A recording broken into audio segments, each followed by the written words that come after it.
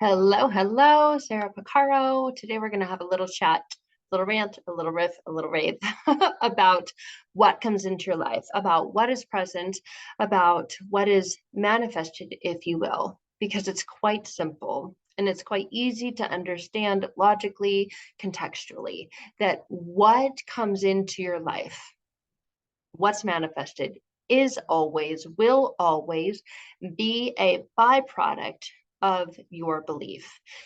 It's always a byproduct of what you believe. For example, I'm in a home that I used to not know existed, but I believed, I decreed, I cleared, I stood on, I will be a homeowner. I will have this freedom. And there's an easy way to say, well, you manifested a home. No, I didn't, but I stood on the belief that that is what was going to be. And that's the thing is so many people when things are good, we want to look at it and go, yes, yes, yes, it was me. It was by myself. It was I. I was the one that manifested this. I was the one that stood on this.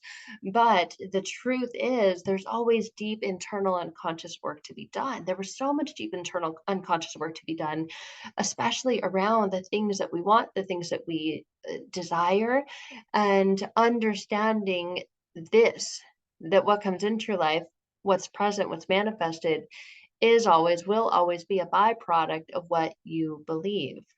What comes into your space, what's present, is always a symptom of what you believe.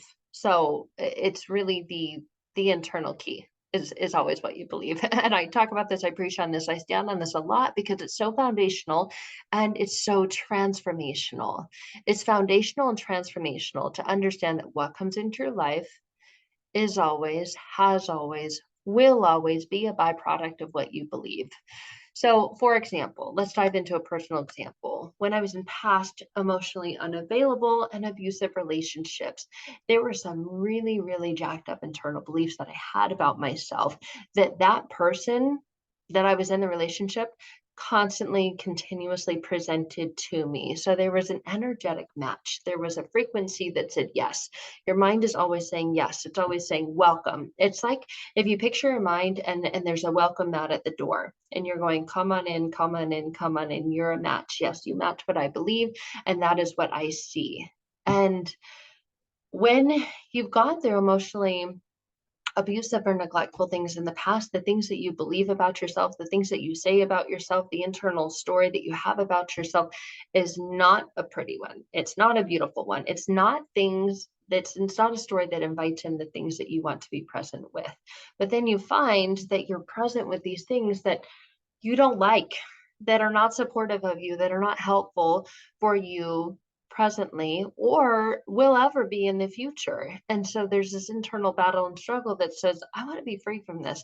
I want to get rid of this. And I know it's connected to this. Right. And we can understand this consciously and logically, but what we often can't understand consciously or logically is why, when we've done all this work to change or to try to get a different outcome, we're still getting the same outcome. And that can be the frustrating part of this. And that can be the part of this that goes on for a long time, a long time. It's the same pattern, it's the same situation, but different relationship, right? And when we understand that we're the cornerstone and we're the key, we are the common denominator, we understand that it is up to us to set us free, free from our own internal unconscious beliefs. And that's when the story begins to change. That's when we get to say, wait a minute, you were just saying this, but I was the one believing it. You were saying this, you were representing this, and I believed it, even though I know I didn't want to because it was very, very harmful things. And I understood that, I knew that. I was able to see that there was an internal agreement.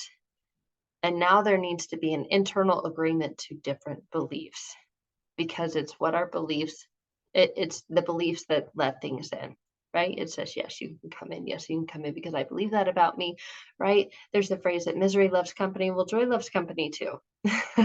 So when we're letting in joyful things because we believe that we deserve to live in a particular certain state, then we begin to live in that certain state. And if we're living in such a state that says that things are this way, then we can understand this and we can begin to change this. And that is the truth about this. And it's really not so much manifesting by just saying affirmations or statements or mantras. It's understanding this, that what comes into your life has always and will always be a byproduct of what you believe. So, what is it that you truly believe about yourself?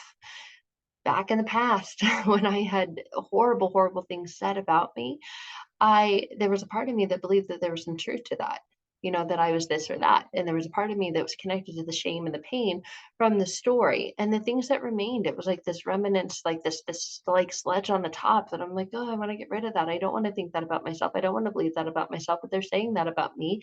And I think there's some truth to it, right? I didn't want there to be truth to it. I didn't desire for there to be truth to it, but it felt like there was some truth to it. And it felt like, well, there must be, because see, here's the evidence of my life. They're talking crap, and the evidence of my life is that it feels like crap. And I didn't want it to feel like crap anymore. It felt like felt like it was crap for long enough, right? You get tired of being stinky. You get tired of feeling like you're constantly, no matter where you step, you're going to step in something, right? That's like, oh my gosh, well, someone just clean this up already, right? And there's a space there, there's a presence there internally, unconsciously, that you feel that needs to be cleaned up. Otherwise, it's just, you can pour clean water into a dirty container, you're going to have dirty water. So it's not that the dirt is there, it's that the container is dirty. It's like, okay, it's there, let's clean it up instead of just trying to pour clean water into an already dirty container. Clean out the container. Don't just keep keep trying to pour more clean water into and expect a clean outcome. But that's what most people do, especially when they go on this self-help, development kind of thing. They've got a dirty container that, yeah, they're pouring clean water into, and they're wondering, why is this just dirty? It's just always dirty. I don't understand this. I don't, this doesn't make sense to me. Well, it's not that you're not doing the right things by pouring the clean water in. It's that the container is dirty. And if we understand, right, our body is a vessel, it's a container. If it's dirty internally, through the beliefs that it has and is holding on to, those are the things that need to be cleaned out, cleared out, removed out, and changed. Essentially, we need to change the internal unconscious beliefs we have about ourselves that say that we are deserving of these things. We are worthy of these things, because generally we're trying to pour the clean water in, right? Take care of ourselves, do the good things for ourselves, but we don't believe that we're deserving or worthy of them or the outcome that we expect to experience from this exchange. And then we always go, well, why does it turn out this way? Right? I'm doing all the right things. Well, if your internal container is dirty, you're not doing all the right things. It may look like it, and you may be putting a lot of time or energy or effort into trying to do the right things by pouring all the clean water in, right? But if your internal container is dirty, that's a representation of dirty beliefs. Dirty beliefs do not set you free. Dirty beliefs keep you feeling like you're a prisoner in your own life. And you're the gatekeeper and you're the prisoner. And you're like, hey, excuse me, I want to get out. I'm ready to get out. Like I've been good. I've served my time. I've can I get out? Can I get out? Can I get out on good behavior and good leave? I've been really good. I've been trying really, really hard. And they're like, no, no, you're going to stay in here and you're going to continue to pay the fine. You're like, but I think I already paid it. I'm pretty sure I've been through this long enough. I've been in here long enough. And it's like you're your own internal gatekeeper, and your mind is like, no, no, not on my watch. And you're like, well, on whose watch? Who do I need to talk to? Someone needs a different watch, okay? Because the time that you're telling is not the same time that I have. I'm ready to get out and I'm ready to move on. I'm ready to stop living this time and start living that time, like that time to freedom, that time to all the things that I have been dreaming about living in and deserve and desire and wanted to decree and declare and actually experience there, not here, but I want to experience it in the here and now, and not just dream about it that someday out there, right? That I'll be out there. I want to be free now, but I got to understand this, right? This is a byproduct of what I believe. And when we go, ooh, that's the key. It's pretty cool, because then we get really honest with ourselves and we say, okay, what is it? What is it within me that believes these things? And we can understand and go back to, yeah, I know it's connected to these things, but I just can't seem to. And that's the key to breakthrough. The key to breakthrough and internal transformation is to not only understand that you're always a byproduct of what you believe, but to transform internally and unconsciously what it is you believe and what you decree over your life. And understand that even if there's a presentation of past evidence that says, wait a minute, things are going so well for you right now, but look at this, don't you remember when? And this can be activated by someone saying something. And you're like, wait a minute, do I really believe this about myself? Internally and unconsciously, who do I say I am?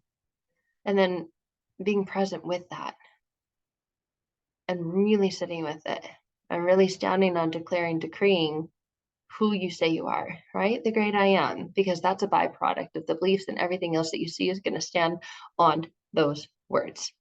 And all begins internally and unconsciously. And everything's a byproduct. Everything is a symptom, an expression. That's all a symptom is. It's an expression. You talk about symptoms, you can spin the symptom wheel all day long, kind of like that pick your prize wheel. And it's like, it goes around, and it's like, well, those are just all symptoms. Those are expressions of, right? Presentation of. The wheel goes around because there's a spinning that occurred. And a lot of times we feel like we get stuck in the spinning, and it's like, okay, where's it going to land?